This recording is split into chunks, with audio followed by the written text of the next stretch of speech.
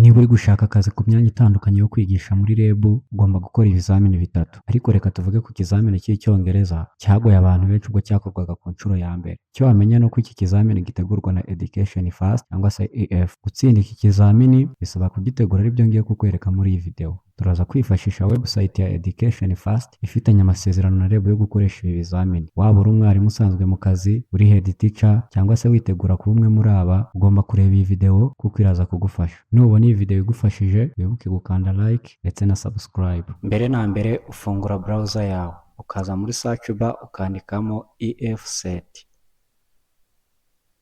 Ugakora search, ukaza kuri link ya mbere EFSET English Test with Free Certification. Ukayikandaho, uhita ugera kuri iyi page, ukaza hano handitse Test your English now. Ibyo ndi gukora kuri computer no kuri telefone birakunda rwose. Noneho hano hari ibizamini bibiri, ikigizwe n'iminota 90 n'ikigizwe n'iminota 50. Ikigizwe n'iminota 90 kiba kigizwe na section A: gusoma, kwandika, kumva ndetse no kuvuga.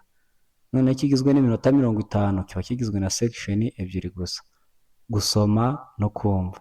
Rero ariko byombi ushaka wagira ute wabikora.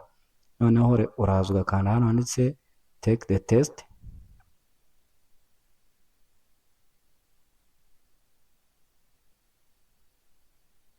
Uhita ugera hano kuri kino gice bakakubwira ngo welcome, you are about to start the test.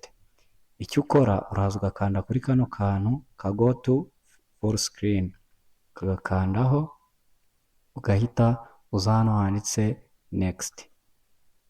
Icyo ukora uraza ukuzuzamo amazina yawe,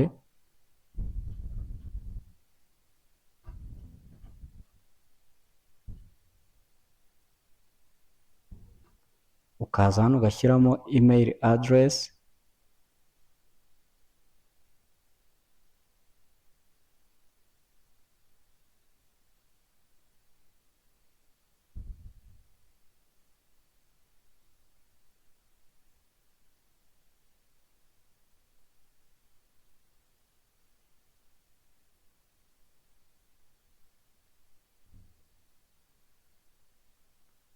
hano usubizamo ya email address ushyizemo hano hejuru. Hano nimero ya telefone ni optional, ushaka wareka kuyishyiramo. Noneho ukaza ugakanda hano handitse yes, ukaza ugakanda hano handitse proceed. Hano bari kukubwira ngo audio check.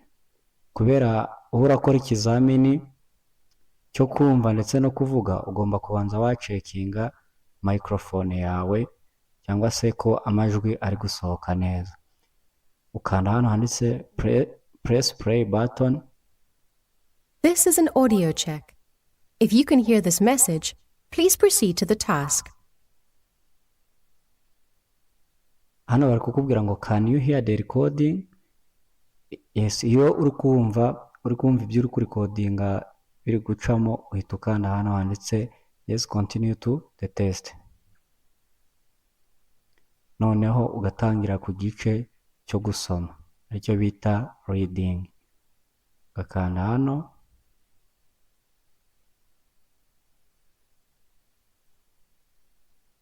noneho bahita baguhereza ibibazo ushobora guheraho ukora.